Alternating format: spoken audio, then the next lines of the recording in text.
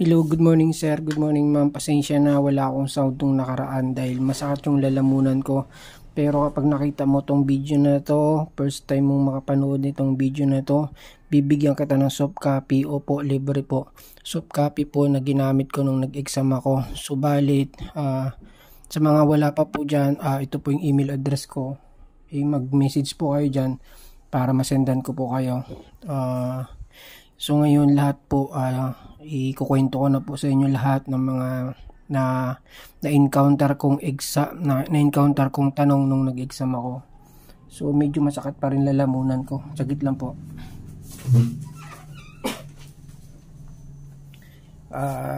Yung mga naisip kong mga tanong nung nag-exam ako. So bali po ako po ay unit earner lang, hindi po ako magaling sa math. So yun nga po yung pinagpapasalamat ko kasi hindi naman po ako magaling sa math pero nakapasa po ako. Isa po akong computer science, tapos nag-uniting po ako. Nung nag-uniting po ako, alam niyo po ba kung anong mga nire-review ko na major? Soksay po nire-review ko kasi po lahat kaming mga nag-uniting puro soksay. So soksay yung nire-review ko hanggang sa nag-file ako ng exam. Pag-file ko, pagkatingin ko dun sa aking papel, math major yung binigay sa akin. So isa po akong math major noong time na yun. So kinabahan ako noon, pinagalitan ko yung PRC bakit math major ang binigay niya sa akin. Yun naman ako mahina, dun ako mahina, tsaka mahina po talaga ako sa math. So sabi ko, inisip ko, Lord, bakit ganun? So ako naman, syempre gusto ko makapasa. Inisip ko na agad na kung math major yan, bagsak po ako. So anong gagawin ko kung bagsak ako sa una? So inisip ko na lang na kung mababagsak ako sa unang exam, tatandaan ko na lang yung mga exam. So ginawa ko nga, nung unang exam, tinandaan ko siya. Halos lahat ng question, isinulat ko pagka-uwi ko ng bahay. At pinagtatanong ko dun sa GC namin. So isa sa mga natandaan ko, yung region bounded. Region bounded. Pag nabasa nyo po yung region bounded, 1/6 ang sagot nyo. Yan. Bakit ko naman nalaman na 1/6 ang sagot? Nung unang exam, meron akong kasabay na salutatorian sa kabilang school na mathematician siya. Math major siya. So, first time ko makarinig ng salitang region bounded. Sabi ko sa kanya, Tol, anong sagot mo dun sa region bounded? Yun ko lang na Sabi niya 1/6. Tapos, nung pangalawang exam ko, lumabas na naman yun, yung region bounded na yun. At may pagpipilian na namang 1/6. Kaya, hindi ko na kinumpute. Hindi ko na, alam niyo yun, hindi na ako nag-isip kung paano i-compute yun. Hindi ko na, basta sinagot ko na lang 1/6. Ngayon, nung pagkalabas na pagkalabas namin ng room, may nag-live sa, hindi ko alam kung anong Facebook group yun, may nag-live sa Facebook group na yung sagot niya sa region bounded ay 1/6. So sabi ko, hindi ko na kinumpute yun. Sabi ko, tumama ako, meron akong 1 point. Pangalawa, wag niyong kakalimutan yung 10 mathematician. Yun, yung mga mathematician na yun. Meron akong file kung sa mga gustong makakuha ng reviewer. Bibigyan ko kayo libre. Ito yung email address ko. Yan. Mag-comment kayo dyan, mag-message kayo dyan sa email address ko na yan. Tapos re-replyan ko sa inyo mamaya. Pagka-upload ko nito, re-replyan ko kayo. So, bali, alam ko ngayon, nagre-review na kayo, puspusan kayo ng pagre-review. Itong sasabihin ko sa inyo, pandagdag na lang to. So, para medyo may laban-laban naman kayo sa math major. So, sumunod na natatandaan ko, unang-una yung region bounded na ngayon. Pangalawa, yung mathematician. Unang exam ko kasi, hindi ko alam na may mga ganun palang question na mathematician. Ang alam ko, puro solving lang. So, ginawa ko, sabi ko, ano bang mga tawag dun sa mga tao na yun na lumalabas-labas? Sabi sa akin ng isang kasama ko dun na ay mga mathematician ika yan. Reviewin mo. So, nag-review ako ng mga mathematician. Ayun nga, merong 10 lumabas. Balik 15 yung mathematician yan eh. Nung nag-exam kami, nung unang exam, March 2023, may mga mathematician na lumabas, pero sure ako doon, hindi ko alam kung anong sinasagot ko doon. Pangalawa, may mga mathematician ulit, alam ko na po kung anong isasagot doon. Bakit po? Minemorize ko po lahat ng mathematician. Sila Blaise Pascal, yan. Nandiyan yan, sila, broccoli ba yun? Basta mayroon akong meron akong reviewer dyan na ibibigay na puro mathematician. Reviewin yun. Bali ang mathematician kasi mga 15 yan eh. Pero lumabas sa amin 10 mathematician lang noong September 2023. Pangatlo, meron ding mathematician na lumabas na hindi lumabas noong March 2023. Noong March 2023, wala namang question na saan nagmula yung kauna-unahang mathematician. Anong bansa? Yan ay question niya ng September 2023. Wala pong question na ganyan noong March 2023. Noong September 2023, lumabas po yan at isa po sa mga top notcher ng mathematician ang nag-post niyan. Tapos hindi niya rin daw masyado alam kung ano yung sagot doon. So, pakisearch na lang po. Baka lumabas po ulit. So, marami na kayong puntos. Pangatlo, hanapin nyo po yung find the area of the triangle. Aralin nyo po yun kung paano isolve yung find the area of the triangle, find the area of square, parang ganon ang mga tanungan nung nag-exam kami. Pagkatapos, ano pa yung naalala ko? Co-terminal. Yan. May mga ganun tanong, co-terminal. Find the co-terminal of 180 degrees. Basta search nyo lang sa Google yung co-terminal. Wala kasi akong data ngayon dito sa bukid. Kaya hindi ko masyadong basta search nyo lang co-terminal, how to solve co-terminal. Mga 5 question yan, yung co-terminal yan, 5 o 4 yung co-terminal yan. Noong unang exam, hindi ko kasi alam yan, yung co-terminal yan. Hindi ko alam kasi first time ko makarinig ng co-terminal. Pangalawang exam, meron na namang co-terminal. So, parang minus lang yata yun o times. Basta, hanapin nyo sa Google, nandiyan naman yan. Pagkatapos ng co-terminal, itong marami, yung mga integral. Integral yata ang tawag dito. Sa ganyan, no? Yung ganyan. Hindi ko kasi alam mga tawag-tawag talaga sa mga matay. Tapos merong natatanda ko 3x plus 7. Parang mga ganun yan. Tapos dito yung 4. Tapos dx. Yan. I-search nyo ngayon sa Google yan kung paano isolve yan. Kasi ako hindi rin expert dyan eh. Pero meron yung calculator technique yan eh. Na madali lang isolve. Maraming ganyan. Kaya ako naman natatandaan, yung isang coupon band na exam namin, puro ganyan. Pangalawa, puro ganyan na naman. Pangatlo, ganyan na naman. Halos sa isang coupon band, yan lang question. May 3x plus 8 plus 2 dx. Basta may dx yung dulo, dx yung dulo. Ganyan. Ganyan ang mga tanungan sa math major. Akala ko dati, ang mga tanungan sa mga math major ay mga sentence na mga hindi pala. At saka, sa totoo lang po, mahirap po maghanap ng reviewer ng major natin. Marami pong lumalabas dyan na reviewer, pero more on parang gen ed lang ba siya? Katulad ng mga ilang kilometro, gaano kataas, mga ganun lang sa gen ed, di ba? Pero yung lumalabas sa mga group din na mga reviewer sa math, hindi din ganun ka sentro sa mga exam natin sa math. Parang gen ed lang talaga siya. Sa major natin puro ganito.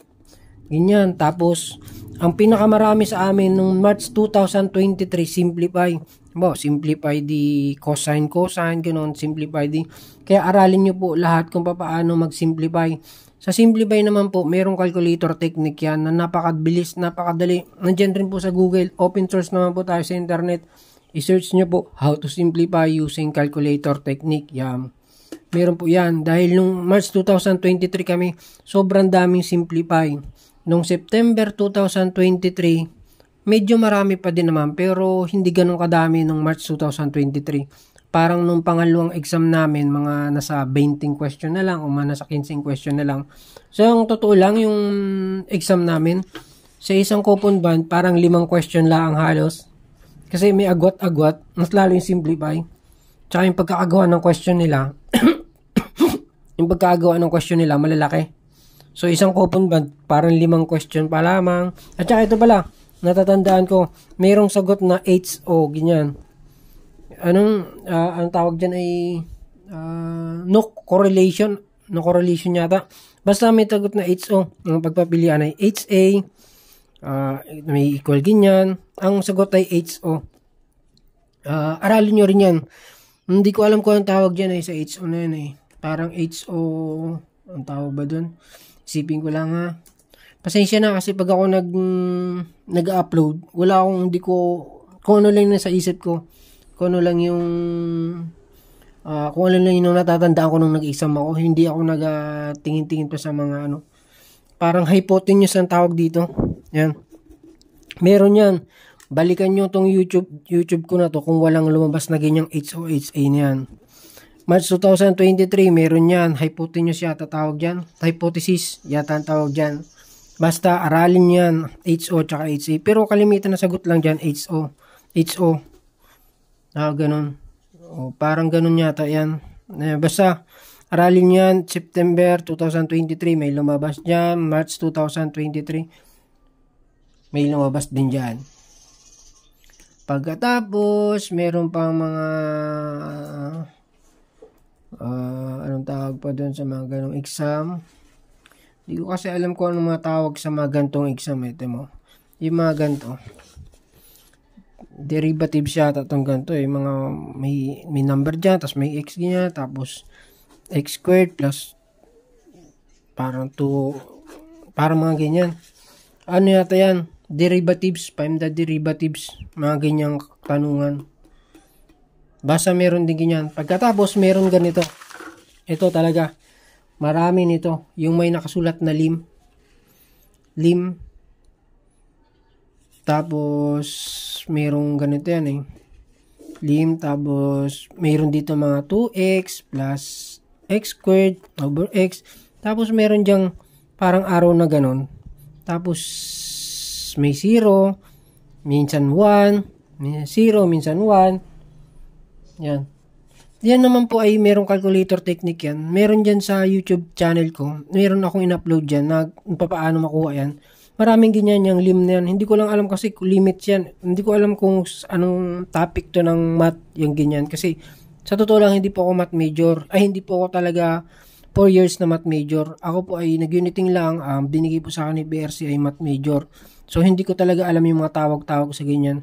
May mga nakikita ko yan. Halimbawa, parang number 1, number 23 question, ganyan, lim na naman. Tapos, number 24 question, lim na naman. Tapos, 2x plus y squared plus 3x, yan. Tapos, number 57, lim na naman. Ang dami pong ganyang question, yung limits na yan. Tapos, dito sa baba, napapansin ko dyan, minsan 0, minsan 1, minsan 0, minsan 1. Aralin nyo po yan. Meron pong ganyang mga tanong.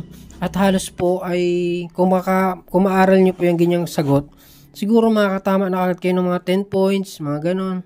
O kung compute natin, meron kang 10 points sa mathematician, 10 points sa limits, 10 points sa simplify, o 10 points din sa, o halimbawa, mamatsambahan mo yung 10 points na yan.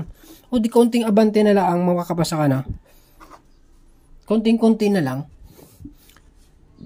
Wag na kayong mag-review nung mga yung nire-review nung ako kasi noon nag-review nung pero wala namang lumabas.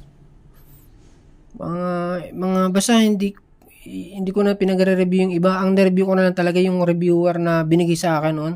I-shoutout ko lang pala ulit yung nagbigay sa akin ng reviewer. Si Samuel Santos ng Pagadian City ata yan. Nasira kasi yung messenger ko kaya hindi ko na mabalikan siya ulit, pero sana marinig mo to. Ako yung binigyan mo ng reviewer dati na isang computer science na unit earner. Nanghingi ako sa GC. Ako yung self-review kung matatandaan mo po. Ako yung nagpicture sa may bukid, yan ganyan. Ako po ay self-review lang po. Kaya ako po yung ginagawa ko po ito para maibalik ko po sa inyo yung binalik rin sa akin na sukli, yung binigay sa akin ni Lord na makapasa. Sabi ko kasi pag nakapasa ako, ibibigay ko yung mga reviewer na ginamit ko. So, yun nga po, nakapasa ako. Napaka-imposible po kasi unit earner lang po ako pero nakapasa ako. Yung makasabahin ko po dun sa exam, mga 4 years mathematician po talaga yun. Pero yung iba dun hindi nakapasa. Sa tingin ko naman kaya hindi sila nakapasa kasi masyado siguro marami silang nire-review o kaya mali yung tinutumbok nilang reviewer. O ganun. Alam ko mas maraming mas magagaling pa dito sa akin. Alam ko mas lalo yung mga mathematician talaga, yung talagang 4-year course. Alam nyo kung paano sagutan yan. Ako sa totoo lang, hindi ko alam kung paano sagutan yan dati. Hirap na hirap ako. So, kaya nung nabasa ko yung exam ko, nung September 2023, sabi ko, wow, ito lahat yung nireview ko. Ito, walang labis, walang kulang, walang tapon. So, ano pang ibibigay ko sa inyo? Sa Prof. Ed, huwag nyo kakalimutan yung 7836. Yun lang naman lumalabas dyan, 7836. Ano yun? Batas yun, 7836. Tapos sa ano ba yun? Sa Gen Ed, ano lang naman, halos yan, mga buhay ni Rizal, tapos yung mga napag-aralan natin ng elementary. Mga tungkol sa mga history, mga ganun. Meron din sa Gen Ed yung mechanical, electrical. Pipiliin mo kung ano dun yung kung mechanical ba o electrical o mechanical, ano yun. Basta may ganun, may pagpipilian yung electric pan. Puro ganun yung ano lang sa mga parang kung tutusin napagdaanan na natin yan nung tayo elementary. Sa Prof. Ed naman, realization lang naman kanya-kanyang intindi na lang. Kung magaling ka makaintindi ng English, mas lamang ka na. Yung nakalagay sa lit, yung nakapost sa lit dati, kung anong mga calculator ang maganda. Ito, gamitin nyo po to. Ganyan calculator.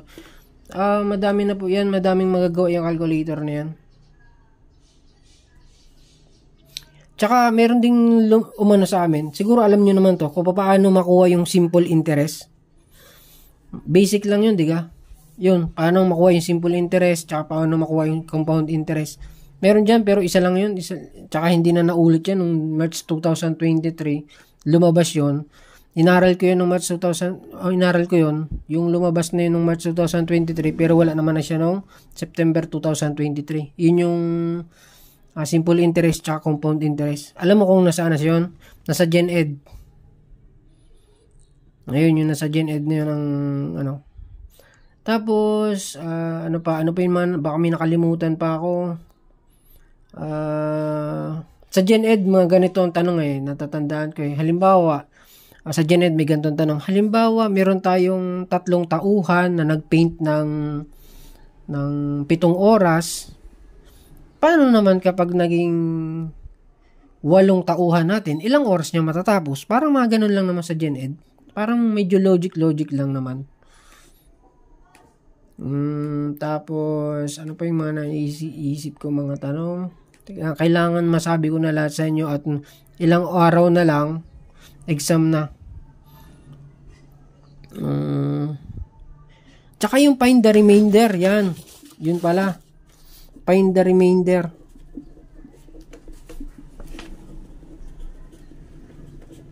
Yan, marami niyan, find the remainder. Halimbawa, when find the remainder, hindi ko alam matawag dyan When 13, parang gawin 13, basta hanapin niyo find the remainder, mga question na mga ganyan, find the remainder. Meron yan, merong tanong yan. Tapos yung find the triangle, halimbawa binigay yung hypotenuse, binigay yung ito ba yung hypotenuse, opposite, find the ang tawag sa mga yan. Yung hahanapin mo tong side na to, merong ganyan. Halimbawa, ito naman. Hanapin mo naman tong side na to. Kung anong haba niyan. Ganon, merong ganyan. Alam ko, so katuwa yan. Naibigay ko yan nung nakaraan. Pero hindi ko naibigay yung kung paano isolve. Pero aralin nyo na lang po. At least meron na po kayong tinutumbok na nire-review. Kaysa po dun sa iba na kung ano pang nire-review. Alam nyo pa dun to, parang gamin na anala akong ganito What is the 4th term? Yung mga ganyan, parang what is the 3rd term? What is the 4th term? Parang in the expansion yata yun. In the expansion. Yan, basta may mga ganong tanong. What is the fourth term in the expansion? Hindi ko alam kung anong topic to sa math eh. Basta merong ganyang tanungan, what is the third term in the expansion? Yan, kailangang ma-review nyo rin yan. Pag hindi nyo na-review yan, sayang pa naman yung ilang points din. Minsan, parang isang beses, kahit isang beses lang ito lumabas, sayang pa rin yung 1 point. Mali mo, 74 point, ano ka na lang, konting puntos na lang, magpapasa ka na. So, aralin nyo rin yan. Dati alam ko kung paano yan sa calculator technique. Madali lang yan, sobrang dali. What is the fourth term? What is the third term in the expansion? Matatanda mo yung expansion. Ano pa yung sinabi ko na? Expansion, remainder. What is the remainder? Mga ganun ang mga tanungan sa math major natin. So, ako ay tutuntuwa dahil isa ako sa mga unit earner na nakapasa. Ang daming unit earner sa amin na hindi nakapasa. Lalo ni mga math major. Tapos, meron din mga find the equation eh. Pero, aralin nyo na rin yun. Find the equation of the line going through. Parang gano'n. Ano ba yun? Nakakalimutan ko na yung mga ano ba baga? Isip-isip lang ako. Ano nyo na to? Pagtsagaan nyo na tong panuurin. Dahil marami kayong makukuha ang idea para hindi na kayo maligaw sa pagre-review. Isip pa ako. Tagit lang, CR lang ako.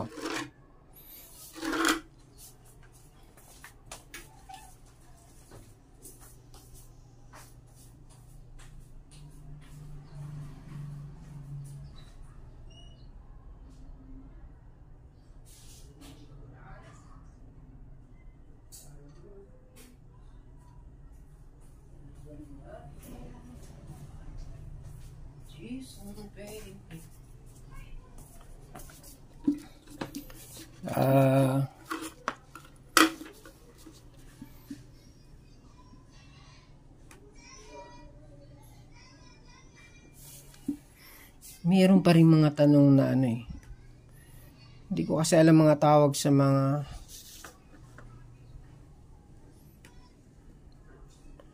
yung mga volume baga.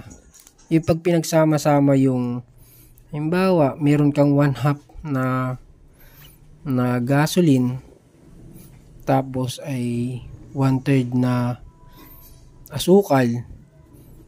Kapag pinagsama mo yan, may ganun tanong eh. Ilan ang porsyento ng para may ganyan, may mga ganun tanong.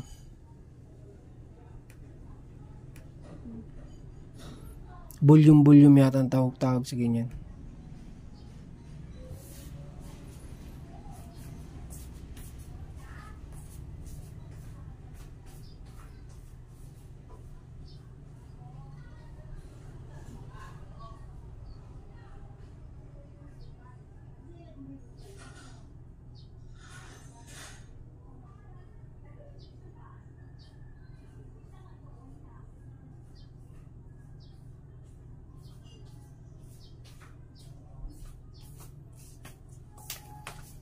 Diyan may tumawag sa akin.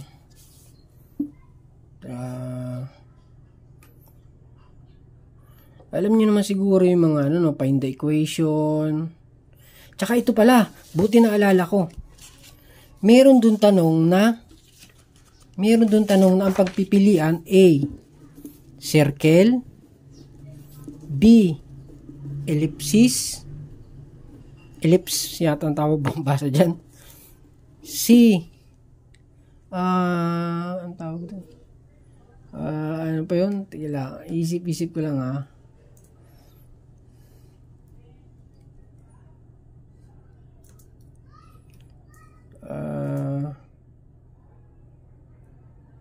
anong tawag doon?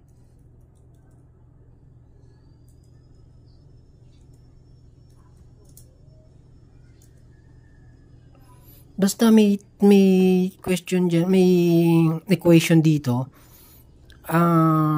Sasabihin mo siya kung siya ay circle, kung siya ay ellipse, kung siya ay parabola. 'Yun. Ganoon. Halimbawa, meron siyang parang may mga ganyan x squared, x squared plus y squared is 3. Anin mo siya kung siya ay circle ba siya, kung siya ay ellipse, kung siya ay parabola. Diyan ako nalito-lito kung paano yan kasi hindi ko naman naaral yan. Sasabihin mo kung ellipse yung equation na yun, or parabola, or circle. Basta ganyan. Aralin nyo yan, ma'am. Aralin nyo yan, sir. Yung kung paano malalaman kung siya isang ellipse, isang circle, o parabola. Meron yan. Balikan nyo tong video na to kung walang lumabas na ganyan. Basta meron yan sa amin. March 2023, meron ganyan. March 2023, meron yan. September 2023, meron yan. Dati alam ko kung paano, yan. Di na kasi ako nung pagkatapos ko mag-exam, parang tinanggal ko lahat sa yung mga, Tapos, ayan. Huwag nyo kalilimutan yung find the slope Find the slope. Alam ko naman, alam nyo sagutan niya, find the slope yan. Number 1 yan, March 2023, number 1 yung find the slope na yan. Tapos, sulit-sulitin ko na ngayon yung oras. Pakinggan nyo to para marami kayong makuhang idea. Inulit ko po, hindi ako magaling sa math Isa lang po ako unit earner. So, meron ding question na parang ganito, find the equation of a parabola. Find the equation of a parabola. Yung mga sinasabi ko sa inyo ngayon, mga parang pointers to review baga. Tapos aralin nyo na lang kung paano ma-solve. Kasi sa totoo lang, mahirap maghanap ng tamang reviewer ng mathematics. Masyadong malawak po ang mathematics, hindi nyo po alam kung saan magsisimula. Ako ganun po yung naranasan ko. Sa bagay, baka dahil ako isang computer science at hindi ko naman alam yung mga totoong math major talaga dito. Ako po kasi nung binigay sa akin yung math major na yan, ultimo yung negative plus positive. Inaral ko pa po yan. Halimbawa, negative 3 plus negative 2. Inaral ko pa po yan kung paano ko isosolve yan. Hindi ko na inaral yan ngayon dahil meron nang pala tayong calculator. Alam niyo po kung anong dala kong unang calculator, yung calculator ng pantindahan. Hindi ko alam na kailangan pala mas maganda tong gantong calculator. Kasi wala, zero knowledge talaga ako nung nag-exam ako. Unang exam ko talaga, zero knowledge ako talaga. Kaya alam kong bagsak talaga ako nung una na yun. Ano sinabi ko? Find the equation of the parabola. Merong ganito Aralin nyo to ha. Find the equation of a parabola with vertices. Parang ganun.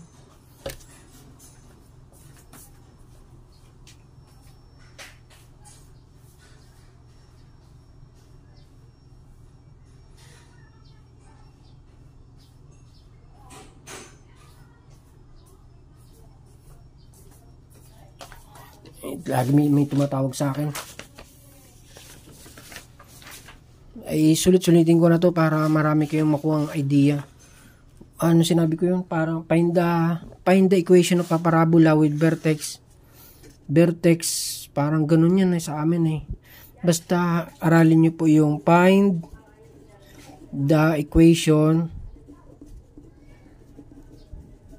of a parabola.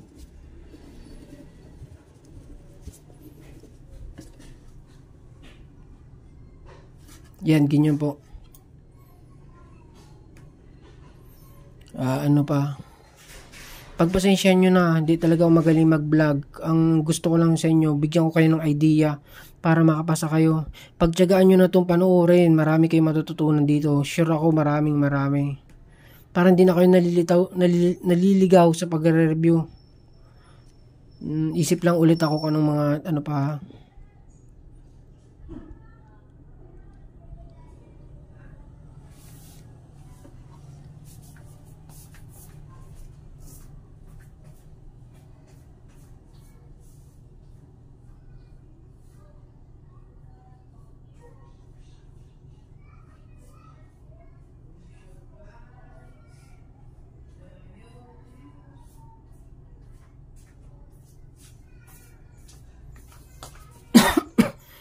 Makakapasa kayo niyan, makakapasa kayo niyan.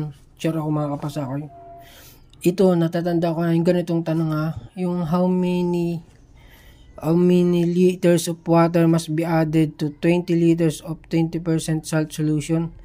Para maganon, yung para bagang ano yan? How many liters of water must be added to 20 liters? Yung para bagang yun din nagadagdag mga bulyong. Basta aralin nyo yung mga how many liters. How many liters of water must be added to 20 liters of parang 20% salt, mga ganon. Basta aralin nyo yung mga ganyan, yung para bagang may bulyong na dinadagdag. Ano lang naman yan, isang beses lang naman lumalabas yung mga yan. Tsaka yung dice, yung roll ng dice. Tapos, ito pa, itong pinakamalupit na hindi ko dati alam i-solve. Yung write the equation. Write the equation. Yung mga equation na yan, dyan ako pinahirapan nung time na yun eh. Loko yung PRC na yun eh. Of the line. Write the equation of the line that passes. Yan, mga ganyang tanong. Tandaan nyo yung that passes na yan. Hanapin nyo kung anong topic yan. Di ko masyadong matandaan kung anong topic ng math yan. Kasi hindi ko talaga kabisado ang math. Pero may mga tanong na ganyan na may passes. Passes yung tanong. Write the equation of the line that passes. Tapos sunod doon ay mga number na. Tapos ang mapagpipilian ay A. Mga x squared plus x squared. Mga ganun ang pagpipilian. B. 2x plus y. Mga ganun ang pagpipilian yan. Basta ang tanong, write the equation of the line that passes. Yan. Pag nakita nyo yan, yung passes na yan, balikan nyo tong video na to. At mag-comment kayo. Nalalabas yan. Aralin nyo yan mamaya. Aralin nyo kagad yan. I-search nyo sa Google kung paano masagutan yung find the equation of the line that passes na yan. Hindi ko alam kung basa dyan, passes o passes. Ganyan. Wala kasi akong internet dito sa bukid, kaya hindi ko masyadong ma-search yung mga ganyan. Mahina ditong wifi. Mag-uwi pa ako ng bayan para lang ma-upload. Tapos, sulit-sulitin ko na, mag-iisip na ako maraming mga tanong-tanong. Yung remainder, di ba? Nasabi ko naman na sa inyo yan. Remainder. Yung compound interest, simple interest, aralin nyo rin yan. Nasabi ko na rin sa inyo yan. Tapos, panoorin nyo yung iba kong video. Baka may nakalimutan pa ako. Nandun lahat. Lahat halos naman ay naibigay ko na doon. Yung mga topic na posibleng lumabas. Pagkatapos, bigyan ko kayo sa yung penicillin. Sino naka-invento ng penicillin? Isa dyan. Sino nga ba? Nakalimutan ko na. Basta yung naka-invento ng penicillin, may ano yan. May tanong na gano'n. Alam niyo po, maraming nagbebenta ng reviewer sa online. Hindi ko sila masisi, baka talagang nung time na nagre-review ako, kapos din po ako sa pambili ng mga ganyan. So naghanap talaga ako ng libreng reviewer. Kaya sabi ko, makapasa lang talaga ako, mamimigay ng reviewer.